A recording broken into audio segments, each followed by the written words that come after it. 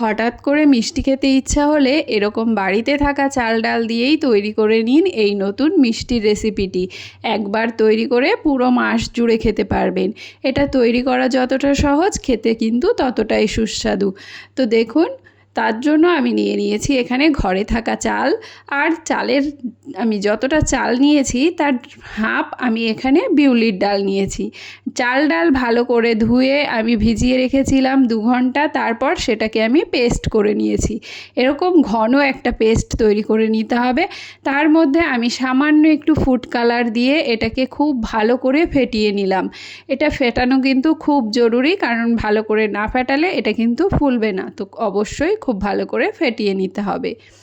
তারপর আমি চিনির শিরাটা তৈরি করে নিচ্ছি। আমি যে বাটি মেপে চাল নিয়েছিলাম সেই বাটি মেপেই আমি 1 বাটি চিনি নিয়ে নিলাম। চিনিতে আমি দিয়ে দিলাম হাফ বাটির থেকে একটু বেশি জল আর ফ্লেভারের জন্য আমি দিয়ে দিলাম 3 থেকে 4টে এলাচ।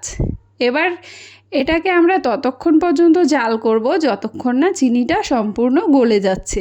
চিনি গলে যাওয়ার পর কিন্তু এটাকে জাল করে ঘন করার একদম প্রয়োজন নেই, কারণ চিনির শিরা যদি বেশি ঘন হয়ে যায় তাহলে কিন্তু মিষ্টিগুলোর মধ্যে চিনির শিরাটা ঢুকতে পারবে না, তখন কিন্তু খেতে অতটা ভালো লাগবে না।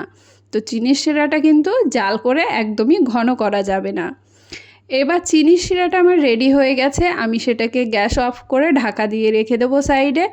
আর ততক্ষণ আমি আমাদের মিষ্টিগুলো ভেজে নেব।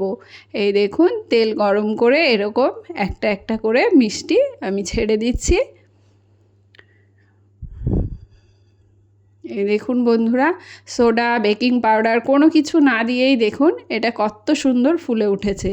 এতে কোনো কিছু দেওয়ার কোনো প্রয়োজন নেই, শুধুমাত্র একটুখানি ভালো করে ফেটাতে হবে, তাহলেই দেখবেন মিষ্টিগুলো এমনিতেই ফুলে উঠবে। তো দেখুন, সুন্দর করে এটাকে অনবরত নেড়ে চেড়ে আমি ভেজে নেব। এই দেখুন, তবে গ্যাসের আঁচটা প্রথম দিকে কিন্তু মিডিয়াম টু লোতে রাখবেন, কারণ না হলে মিষ্টির ওপরটায় রং চলে আসবে কিন্তু ভেতরটা ভাজা হবে না।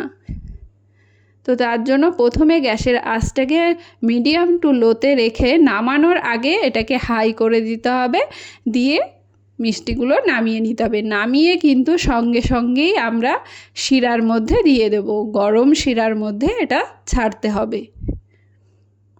তো দেখুন, এক ব্যাচ আমার ভাজা হয়ে গেছে। আবারও ওই একই পদ্ধতিতে আমি আমার বাকি মিষ্টিগুলো ভেজে নিচ্ছি।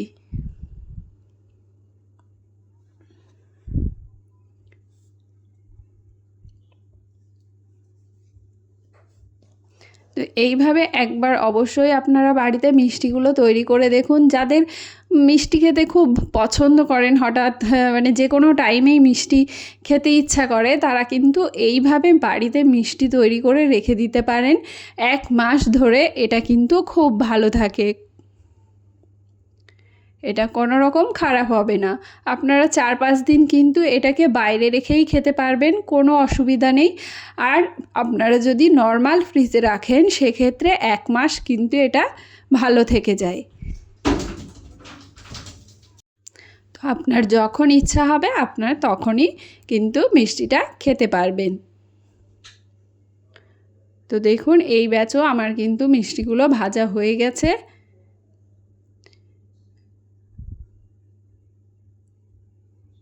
মিষ্টিগুলো আমি এবার কিন্তু নামিয়ে নেব। নামিয়ে একদম শিরার মধ্যে দিয়ে দেব। শিরাটা কিন্তু অবশ্যই গরম থাকা লাগবে, না হলে কিন্তু শিরার মধ্যে ভালো করে ঢুকতে পারবে না। তো অবশ্যই শিরাটা গরম হতে হবে। তো দেখুন, আমি সমস্ত মিষ্টিগুলো নামিয়ে নিলাম। নামিয়ে একবারে আমি শিরার মধ্যে দিয়ে দিচ্ছি। এই দেখুন, শিরার মধ্যে দিয়ে এটাকে ভালোভাবে নেড়ে চেড়ে মিশিয়ে নিতে হবে। শিরাটা যদি ঠান্ডা হয়ে গিয়ে থাকে সেক্ষেত্রে একটুখানি শিরাটাকে গরম করে নেবেন। শিরাটা ঠান্ডা হয়ে গেলে কিন্তু মিষ্টিগুলোর মধ্যে ভালো করে যেতে পারবে না। তো ভালো করে মিশিয়ে নিয়ে আমি এটাকে ঢাকা দিয়ে রেখে দেবো আধা ঘন্টার জন্য। আধা ঘন্টা পর এই দেখুন, মিষ্টিগুলো রসটাকে পুরোটা টেনে নিয়েছে। কতটা রসালো হয়েছে মিষ্টিগুলো দেখুন, দেখতে কতটা লোভনীয় লাগছে। যতটা সুন্দর হয়েছে খেতেও কিন্তু ততটাই সুন্দর লাগে। আর এই দেখুন বন্ধুরা, একটা মিষ্টি আমি ভেঙে দেখাচ্ছি কতটা রসালো। এবার আমি সমস্ত মিষ্টিগুলোকে একটা প্লেটে নামিয়ে নেব। সামান্য একটু যে অবশিষ্ট আছে শিরা, সেই শিরাটাকে আমরা কিন্তু নেব না, শুধুমাত্র মিষ্টিগুলোকে নামিয়ে নেব। আর আপনারা যদি মিষ্টিতে লবণ খান বন্ধুরা, সেক্ষেত্রে ব্যাটারটা ফ্যাটানোর সময় স্বাদ মতো লবণ দিয়ে দেবেন। আমরা মিষ্টিতে লবণ খাই না, সেজন্য আমরা লবণটা ব্যবহার করিনি। তো সমস্ত মিষ্টিগুলোকে নামিয়ে এটাকে ঠান্ডা করে নেব 10 থেকে 15 মিনিটের জন্য। আপনারা চাইলে আধা ঘন্টার জন্যও রাখতে পারেন, কোনো অসুবিধা নেই। তো দেখুন মিষ্টির ওপরগুলো কিন্তু শুকিয়ে গেছে।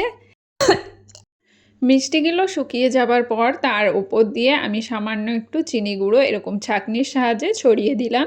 ছড়িয়ে দিয়ে হালকা হাতে এটাকে একটু মিশিয়ে নেব। মিশিয়ে নিলেই আমার আজকের রেসিপি কিন্তু একদম রেডি।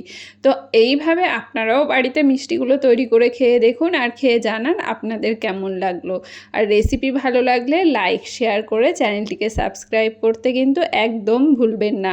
দেখা হবে আরেকটি নতুন রেসিপির সঙ্গে। ততক্ষণের জন্য সকলে ভালো থাকবেন, সুস্থ থাকবেন। টাটা।